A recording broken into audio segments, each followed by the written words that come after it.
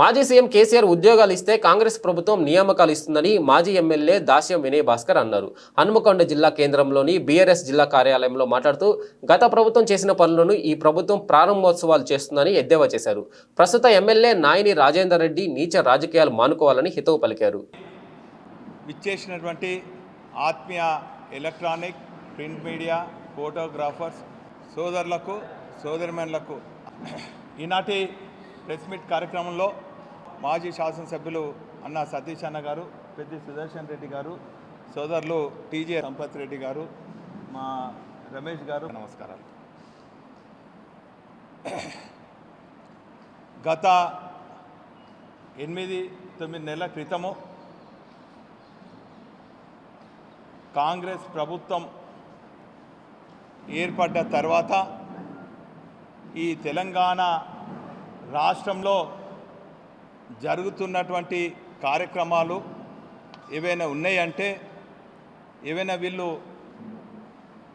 ప్రారంభోత్సవాలు చేసుకుంటున్నారంటే, ఏవైనా ఉద్యోగాలు నిరుద్యోగ యువకులకు నియామక పత్రాలు ఇస్తున్నారంటే అది కేవలం ముమ్మాటికి 100% గత ప్రభుత్వం, గత తెలంగాణ రాష్ట్ర తొలి ముఖ్యమంత్రి కేసీఆర్ గారి హయాంలో జరిగినాయని ముమ్మాటిగా మరి 100% చెప్పక తప్పదు.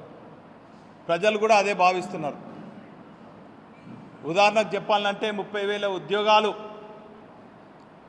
నియామక పత్రాలు ఇచ్చింది, కేవలం నియామక పత్రాలు ఇచ్చి ఫోటోలకు ఫోజులు ఇచ్చింది ముఖ్యమంత్రి గారు. అదేవిధంగా సీతారామ ప్రాజెక్టు మేము మొత్తం కంప్లీట్ చేసిన దానికి స్విచ్లు ఆన్ చేసి ఫోటోలకు ఫోజులు ఇచ్చిందంటే తుమ్మల నాగేశ్వరరావు గారు. మేమేం తక్కువ కాదు అని చెప్పి అక్కడక్కడ సంబంధించిన శాఖల మంత్రులు నిధులు కేటాయించకుండా గత ప్రభుత్వం కొన్ని కారణాల వల్ల, ఎలక్షన్ కోడో ఇతరత్ర కారణాల వల్ల ఆగినటువంటి పనులను ప్రారంభోత్సవం చేస్తున్నటువంటి ఘనత ఈ ప్రభుత్వానికి, ఈ మంత్రులకే దక్కింది. దీనికి తీసిపోయినట్టుగా నేనేం తక్కువనా అని చెప్పి అడ్డిమారు గుడ్డి దెబ్బలో గెలిచినటువంటి, అవగాహన లేనటువంటి ఇక్కడి శాసనసభ్యుడు కూడా అవాకులు చేవాకులు పేలుతూ అవగాహన రహితంగా కాళోజీ గురించి కూడా తెలియని సాహిత్యవేత్తలతో సంబంధం లేని కాళోజీ నారాయణరావు గారి కళాక్షేత్రం గురించి ఈరోజు ప్రెస్ మీట్ పెట్టడం జరిగింది. వాస్తవంగా కాళోజీ నారాయణరావు గారిని నేను చిన్నప్పటికెళ్ళి కూడా నాకు బాగా పరిచయం. నేను వారి ఇంటికి రెగ్యులర్ కూడా ఏదో సందర్భం లోపల అప్పుడో ఇప్పుడు పోయి వారిని కలిసి కూడా వచ్చేవాడిని. నేను వారు చనిపోయిన తర్వాత, పరంపరించిన తర్వాత మరి వారు గుర్తుగా వరంగల్ జిల్లాలో కూడా ఏదో ఒకటి మనం చేయాలని ఒక ఉద్దేశంతో వరంగల్ పబ్లిక్ స్కూల్లో ఆ రోజు మా నాన్నగారు కెప్టెన్ లక్ష్మీకాంతరావు గారి ఆధ్వర్యంలో కూడా చాలామంది సాహిత్యవేత్తలు, కవులు అందరూ కూడా అక్కడ కలవడం జరిగింది. వారి పేరని కూడా ఇంతకుముందు గౌరవ వినయ్ భాస్కర్ గారు కూడా చెప్పడం జరిగింది.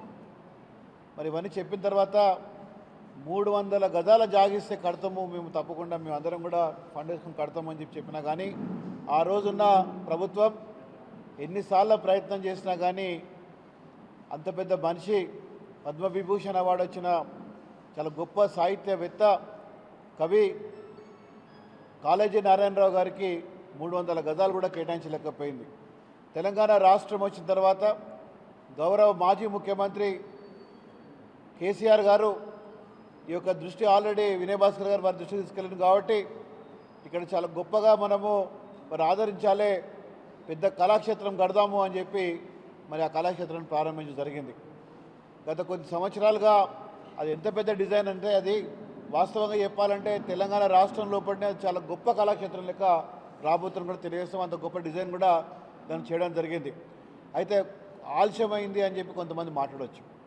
దాని వాస్తవంగా ఆ డిజైన్ ఇచ్చిన తర్వాత దాని ఫాలో అప్ కరెక్ట్ లేక దానికి కొంచెం టెక్నికల్ ప్రాబ్లమ్స్ వచ్చి మళ్ళీ దాన్ని రీరెక్టిఫై చేసి దాన్ని మళ్ళీ కట్టడం జరిగింది. దాంట్లో మనకు మధ్యలో మరి కరోనా రావడం కొంచెం ఆలస్యం కూడా జరిగింది. ఏదైనప్పటికీ మరి ఇప్పుడు మొత్తం పూర్తిగా అది కంప్లీట్ అయిందని కూడా చెప్పలేస్తాం. మరి ఇవాళ దాన్ని ప్రారంభించే సమయంలో కూడా ఇక్కడున్న ఎమ్మెల్యే గారు కానివ్వండి, లేకపోతే అధికారంలో ఉన్న వ్యక్తులే కానివ్వండి, కళాక్షేత్రం ప్రారంభించాలి, కవులకు, కళాకారులకు, అదేవిధంగా సాహిత్యవేత్తలకు అది అనుకూలంగా ఉండాలని మాట్లాడి పోయి రాజకీయం మాట్లాడి ఏదో పాత ప్రభుత్వం, ఇదివరకున్న ప్రభుత్వం